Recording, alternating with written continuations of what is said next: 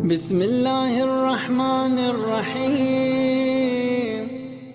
ایک دفعہ رسول خدا حضرت محمد مصطفیٰ صلی اللہ علیہ وسلم اپنی بیٹی کے گھر تشریف لاتے ہیں، اور حضرت جبرائیل تشریف لائے، رسول خدا سے کہا کہ یا رسول اللہ، پروردگار نے فاطمہ کو سلام بھجوایا ہے اور ان سے پوچھوایا ہے کہ کیا کوئی ان کی آرزو ہے، کوئی ان کی حاجت ہے، اس کو بیان کریں، خدا قبول کرے گا۔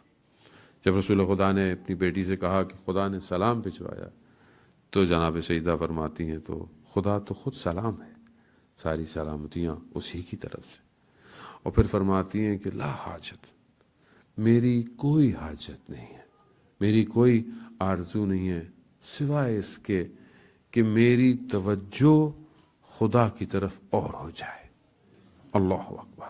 یعنی کیا حاجت ہے، یعنی کیا ڈیمانڈ ہے، کیا چیز مانگی جا رہی ہے کہ اب دیکھیں جناب سیدہ کی توجہ، کیا توجہ، انہی کی توجہ تو ہے خدا کی طرف، کہ جب وہ عبادت کرتی ہیں، مدینہ کے لوگ گواہ تھے کہ جب وہ عبادت کرتی تھیں تو ان کے گھر سے ہر نماز کے وقت میں مختلف کلر کا نور نکلتا تھا۔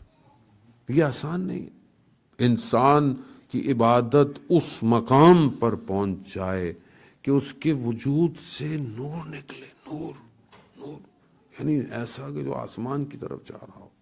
وہ اللہ نور السماوات والارض، اللہ نور ہے، لیکن انسان عبادت کے اس مقام پہ پہنچ جائے کہ نور وجود سے نکلنا شروع ہو جائے، کیسی توجہ ہوگی۔ پھر بھی وہ اور مانگ رہی ہیں کہ پروردگار، میں چاہتی ہوں کہ میری توجہ آپ کی طرف اور ہو جائے، یعنی انسان ہر حالت میں کہیں پہ بھی رہے مگر اس کی توجہ پروردگار کی طرف رہے۔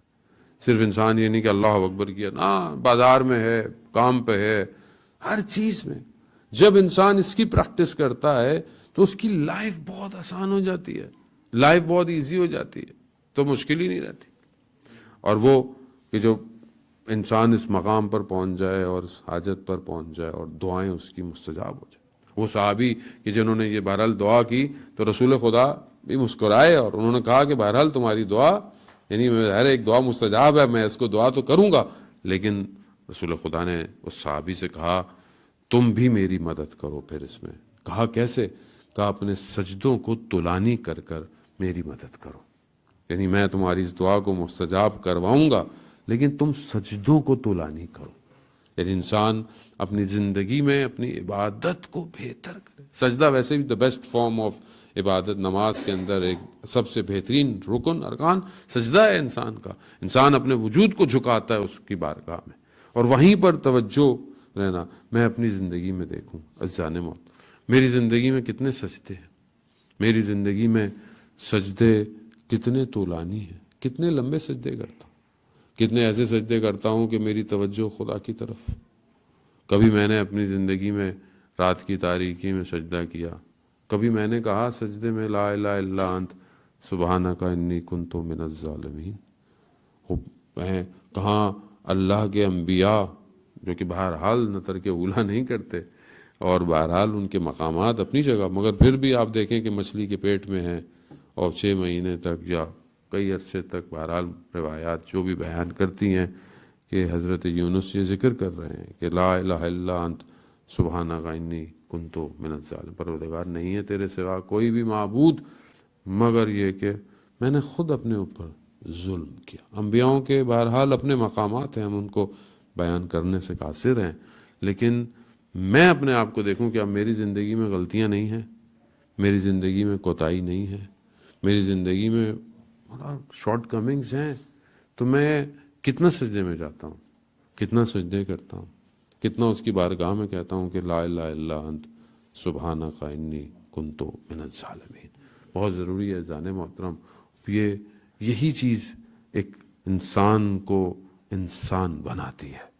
جب وہ انسان بنے گا تو خود اس کے وجود سے لائٹ نکلے گی، روشنی نکلے گی، اور یہی روشنی سوسائٹی کو فارم کرے گی۔ ایک انسان جب اس طرح زندہ رہے گا تو کلیکٹیولی ایفرٹس پھر ایک اور اسٹرانگ نور ہو جائیں گے، اور پھر ہم اپنے امام کے لیے اس روشنی کو کریٹ کر رہے ہیں۔